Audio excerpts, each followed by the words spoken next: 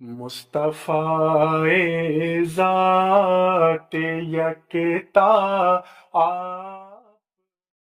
मस्जिद में अक्सर ये देखने को मिलता है कि बाज़ लोग सुन्नतें अदा करने से पहले बैठते ज़रूर हैं।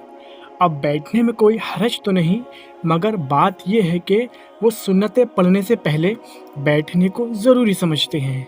ऐसे ही नमाज जनाजा में भी देखा जाता है कि जब एक तरफ सलाम फेरा जाता है तो एक हाथ खोल दिया जाता है, यूं ही दूसरे सलाम फेरने पे दूसरा हाथ। ऐसे ही वज़ू में अक्सर देखने को मिलता है, और यकीनन आपने भी ज़रूर देखा होगा कि बाज़ लोग वज़ू करते वक्त अंगूठे चूमते हैं। अगरचे सब ऐसा नहीं करते, मगर फिर भी बाज़ अफराद में सही मसला ना मालूम होने की बिना पर ये बातें पाई जाती हैं। इंशाअल्लाह आज इन्हीं पे गुफ्तगू की जाएगी। आइए पहले मसले की तरफ चलते हैं।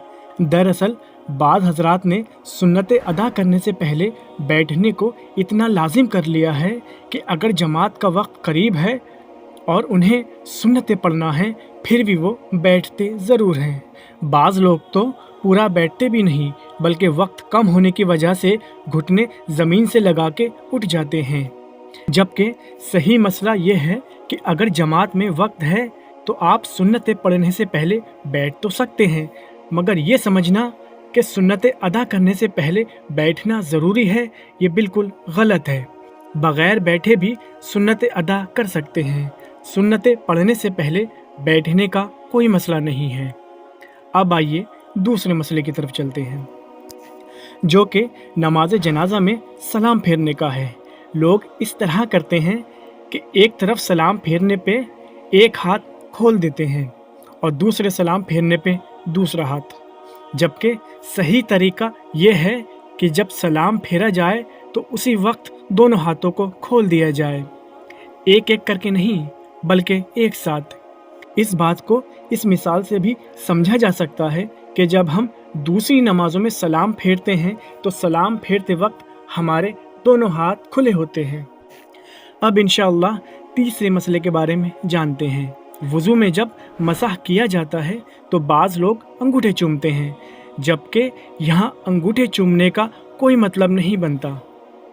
दरअसल ये गलतियाँ इसलिए होती हैं क्योंकि लोग उलमा से पूछते ही नहीं, बस एक दूसरे को देखकर लोग नमाज भी पढ़ते हैं और वज़ू भी करते हैं, जबकि बहुत मुमकिन है कि जिसको देखकर हम नमाज पढ़ते हैं या वज़ू करते हैं वो ख़ुद भी सही तरीका ना जानता हो। इसलिए हमें उलमा से या किसी दीनदार शख्स जो मसाइल जानता हो उससे पूछना चाहिए।